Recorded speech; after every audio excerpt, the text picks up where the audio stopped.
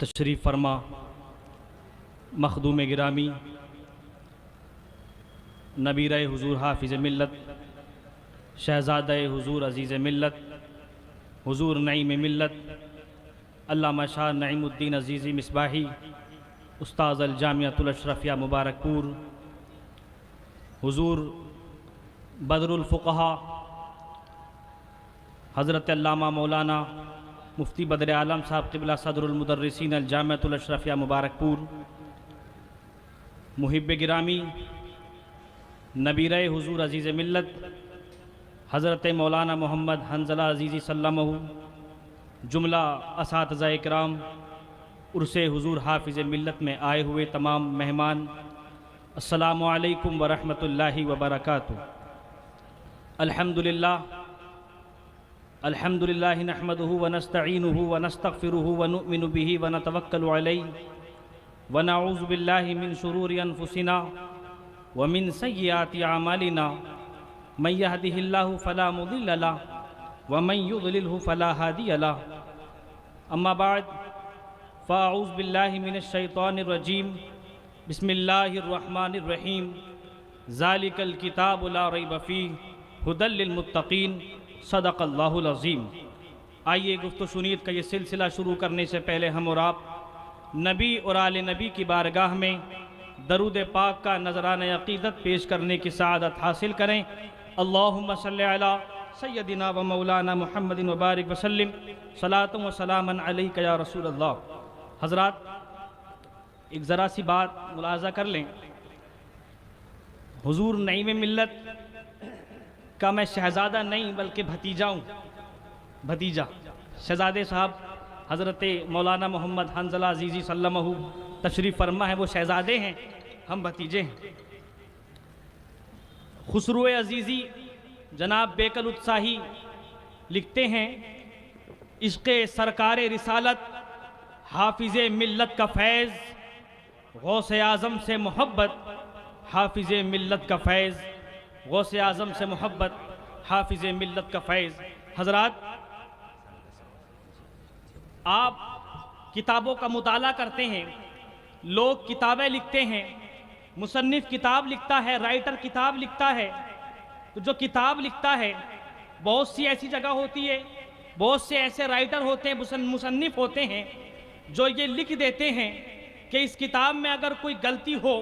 تو براہ کرم مجھے بتا دیں تاکہ آنے والے نئے ایڈیشن میں اس کی اصلاح کی جائے، اور اگر کوئی نہیں لکھتا تو وہ اس بات کو تسلیم کرتا ہے کہ میں نے جو کتاب لکھی ہے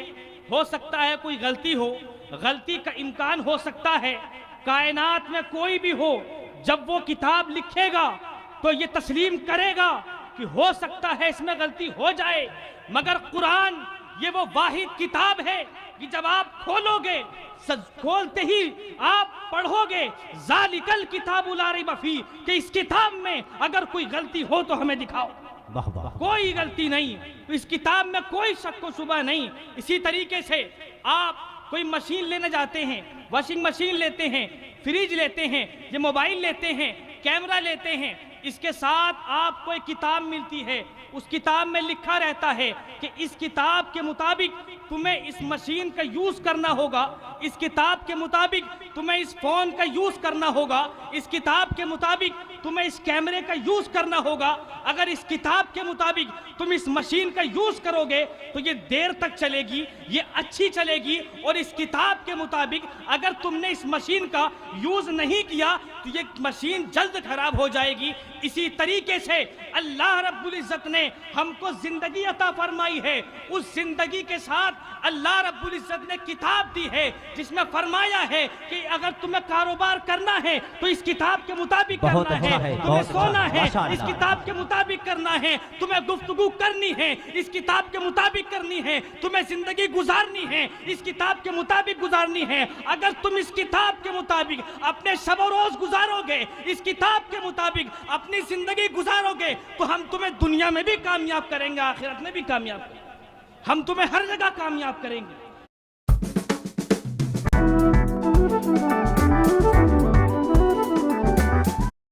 ہم تمہیں ہر جگہ کامیاب کریں گے۔ اس کی مثال یوں لے لیں،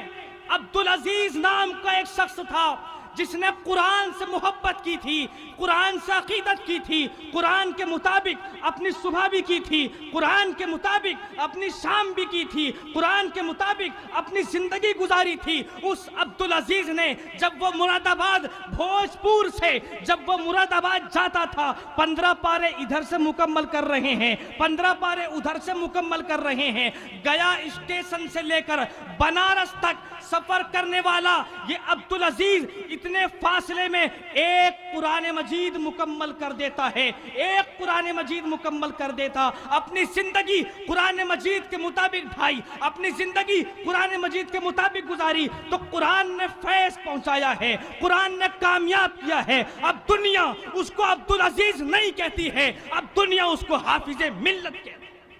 دنیا اس کو حافظ ملت کہتی ہے۔ اور صرف دنیا ہی میں نہیں ہے بلکہ دنیا سے جانے کے بعد بھی، دنیا سے گزر جانے کے بعد بھی اس قرآن نے فیض پہنچایا ہے۔ حافظ ملت نے اپنی زندگی کو اس قرآن کے مطابق گزارا۔ آپ دیکھ سکتے ہیں ہر نماز کے بعد تقریباً 500 سے زیادہ طلبہ حافظ ملت کی بارگاہ میں کھڑے ہو کر قرآن مجید پڑھ کے خراج عقیدت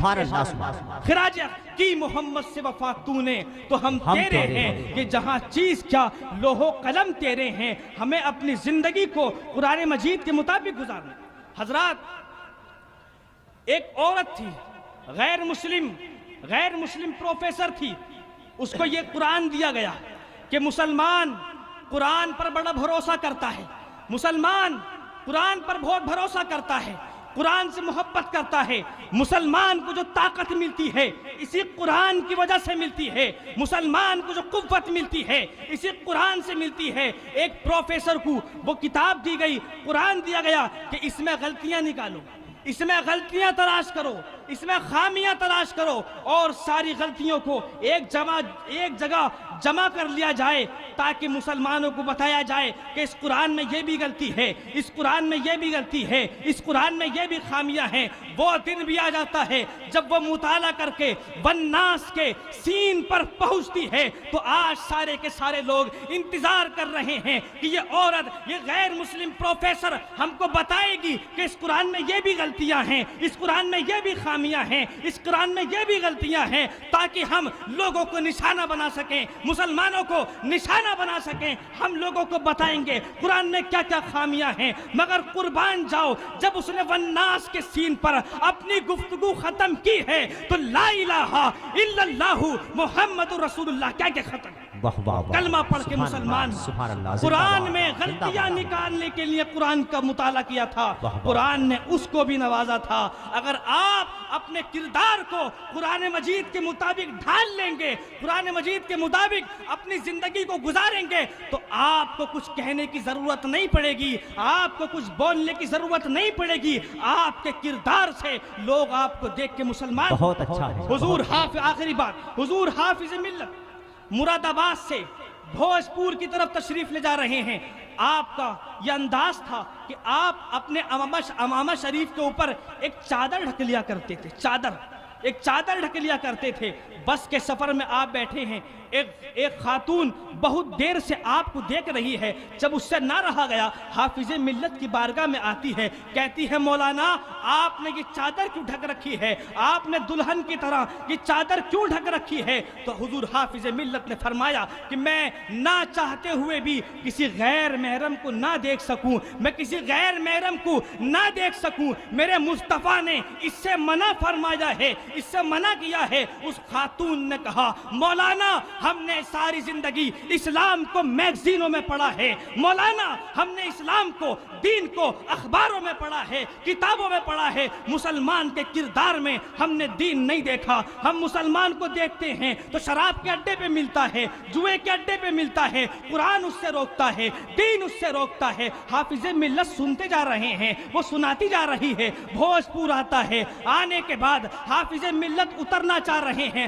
اب بول اٹھی ہے مولانا اب بعد میں اتریے گا, پہلے کلمہ پڑھا کے مسلمان کیجیے. اشہد ان لا الہ الا اللہ و اشہد ان محمدن عبدہ و رسولہ. حضرات گرامی, میں طالبان علوم نبویہ موجود ہیں, میں آخر بات یہ عرض کر رہا ہوں کہ 3 کردار اپنے اندر پیدا کر لو. 3 کردار اگر اپنے اندر پیدا کر لو گے تو دنیا میں بھی کامیاب رہو گے, آخرت میں بھی کامیاب رہو گے. پہلا کردار یہ ہے کہ علم اگر حاصل کرنا ہے تو حافظ ملت کی طرح علم حاصل کرو, حافظ ملت کی طرح علم حاصل کرو. اور مشن میں محنت کرنی ہے, مشن میں جد و جہد کرنی ہے تو حضور عزیز ملت کی طرح کرو. حضور عزیز ملت نے اس الجامعۃ الاشرفیہ کے لیے وہ محنت کی ہے, کسی سے چھپا ہوا نہیں ہے. اور فنا فی اللہ ہونے کے لیے, فنا فی الشیخ ہونے کے لیے, فنا فی اللہ ہونے کے لیے جو سادگی اختیار کرنی ہو, حضور نئی میں ملت کی طرح سادگی اختیار کر لو.